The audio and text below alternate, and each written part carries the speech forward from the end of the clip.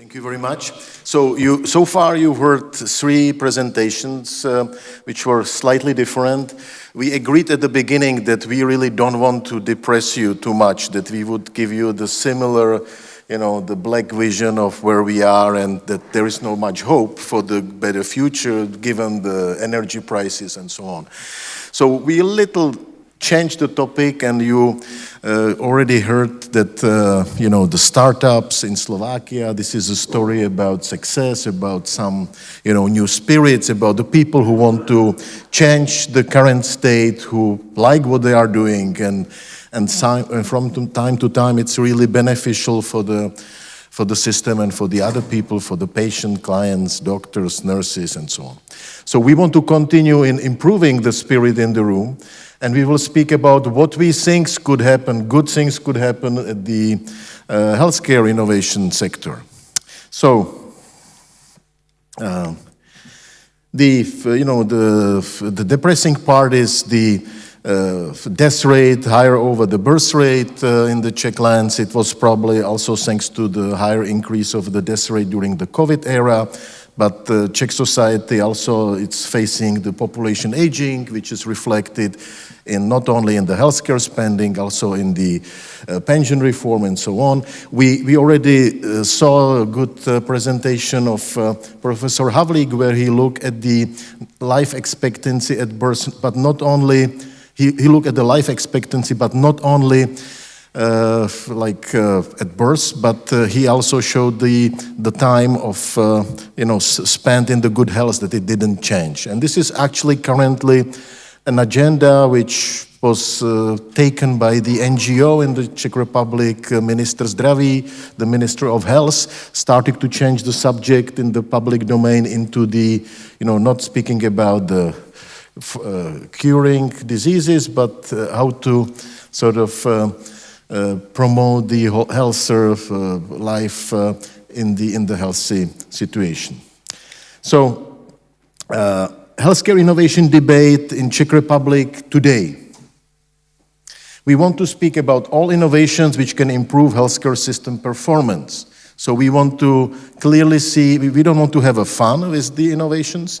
We want to see that innovations are really bringing something which is decreasing the cost or increasing the service or pleasing the consumers, having higher satisfaction, something good could be measured. The COVID-19, we were in this room in 2019 with the Josip Rosenblum from eHealth Ventures, from the former Maccabi person, who spoke about what should be done and how the system is facing the gaps and what the technology can bring. And when the COVID came, I sent him an email. Time already came that those things will be needed now. And he said, yes, it's the great opportunity to speed up the transformation. And it actually happened even in the countries which didn't want to do much, which is the Czech Republic. And the Czech Republic COVID-19 pandemic has brought two key tests of a healthcare system that people, not only patients, but also medical doctors and the ministry and so on, could see that digitalization brings benefit and that remote care is possible. And this conference is aiming at the way how to incorporate the innovations into the system. The innovation which should be incorporated, we should be able to measure their benefit. We should be sure that it's not only for the fun, it's not only for the funny research, that it's really bringing benefits to the system. That either it's helping that you can have less medical doctors, that some works could be done by technology, or it can sort of push the treatment to the homes of the people, that you don't need so many beds. All those things are relevant only if they can bring some benefits. The eHealth in the Czech Republic, the data are not from today. So someone asked me yesterday during the dinner, this is so strange that you cannot make an appointment with your practitioner over website. So 2 years ago, The online system for appointments had only 21% of the medical doctors' offices. Today it's probably higher. The ICT system for laboratory testing would be used only by 30% of medical doctors. Full digital medical records, 10%. Computers in the pharmacies, all the pharmacies had computers. The medical doctors, almost all of them also had the computers. Online consultations with medical doctors or healthcare providers was offered by the websites of 70 medical doctor offices.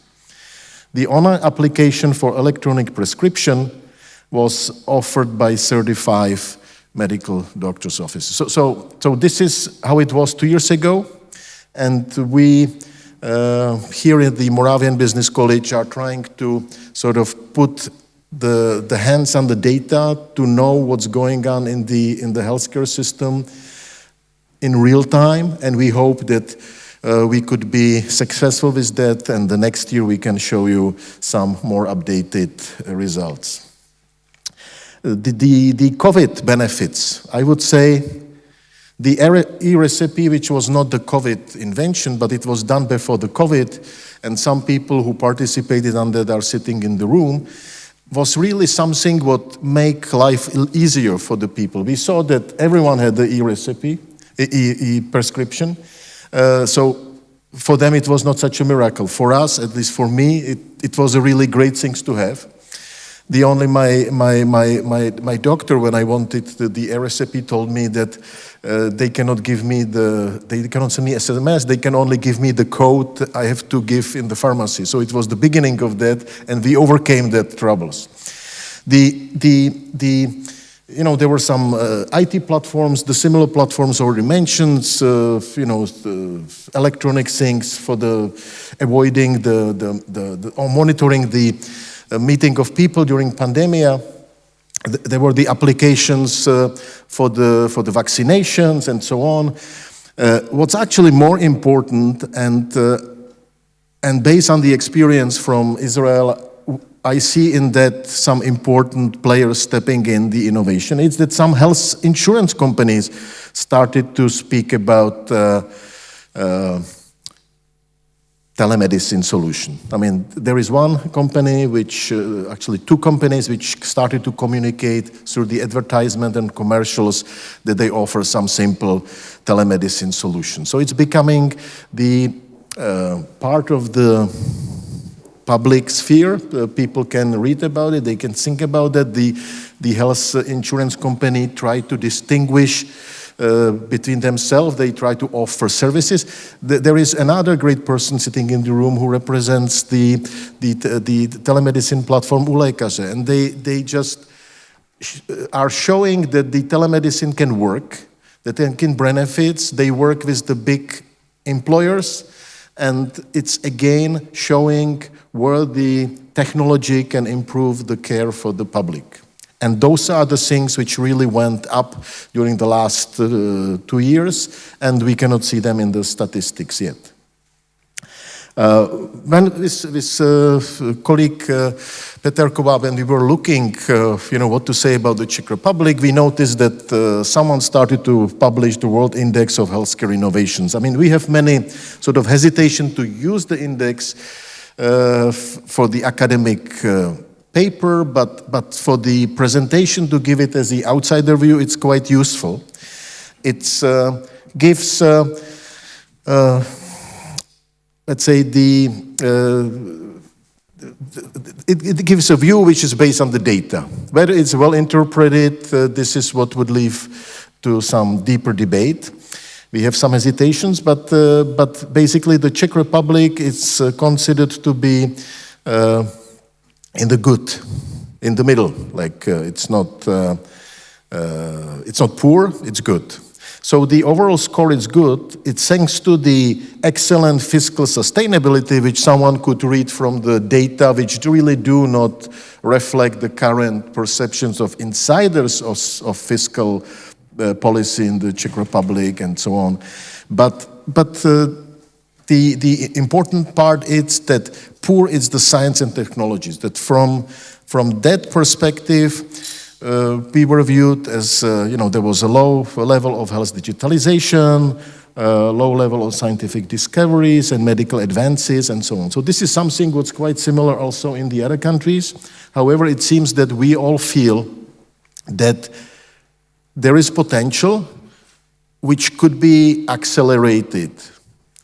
So the conclusion of the World Health Innovation Index is that the Czech Republic is weak in science and technology. The country makes an effort to develop health digitalization. To make the effort, it's really for the long years, and hopefully we are coming to the point that we will see the changes now. There are commitments of the Ministry of Health that now really the system will start. We heard the very positive information from the Professor Haflik from the University Hospital in Olomouc. So this could really move forward, but we cannot see it in the data because it's something what's going on now. The understanding, at least my answer to the issue why the situation of startups in the Czech Republic and Poland, Slovakia, Hungary is so bad it could be seen if we speak about the innovation ecosystem in Israel and we would compare it with the Czech Republic. We already spoke about in the past about the role of the health insurance companies in Israel, health management organizations, Maccabi, Clalit, and two others, their proactive approach. We spoke about we could speak about the incubators. There is we heard from the Moshe Barsimantov that all hospitals, that all health management organizations have innovation centers, accelerators, that they start to communicate with the people who come with the innovations. The Israeli state has an innovation authority, Israel Innovation Authority, which comes with the programs for the funding. This is something what's comparable also with the Czech Republic. Universities and colleges, they promote the education and innovations, and they connect digitalization with the healthcare. What we learned is that there was announced a joint degree in the ICT and the medical degree. Role of investors, it's quite essential. In the Czech Republic, we have very little investors who would be qualified to be the angels investors in the healthcare. Israel has a strong participation of big multinational companies who establish their innovation startups, innovation centers in Israel. In the Central Europe, in Czech Republic, they only sponsor the competitions for the startups. So the big difference is that we have that the system which has quality at the university level, which has a quality at the technology, which doesn't have the comparable incubators and the startup scene, they don't have the open partnership with the healthcare providers. Yeah? What the Moshe Barsimantov was explaining, that it was not natural also in Israel, that some institutions were proactive, but not everyone. And later it became through the activities of the state, supported with the grants, for example, to offer data for the startup projects and so on. So the current analysis of the situation of the welfare of the e-health startups in the Czech Republic is that the strong factors, it's respected medical science. I mean, we have medical faculties in the Czech Republic, which are highly recognized in Israel, and we have Israeli students who are studying here. The medical science is among the best science in the Czech Republic. The same could be said about the life science. Our institution cooperate, for example, with Weizmann Institute. The World Health innovation index spoke highly about financial stability. We can say that comparatively to the world where the Czech innovations can be found, the Czech Republic, it's really stable, that there is a stable system which has a solid public trust so far.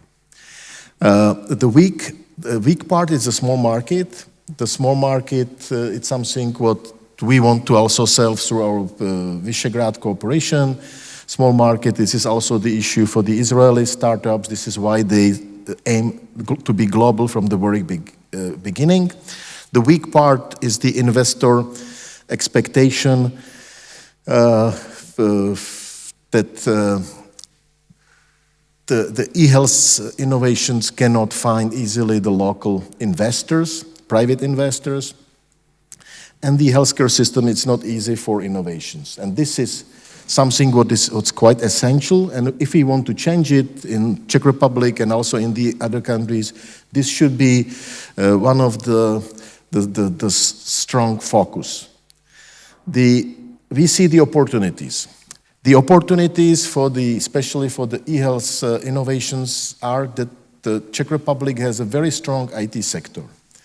It has a very strong players in the cyber security.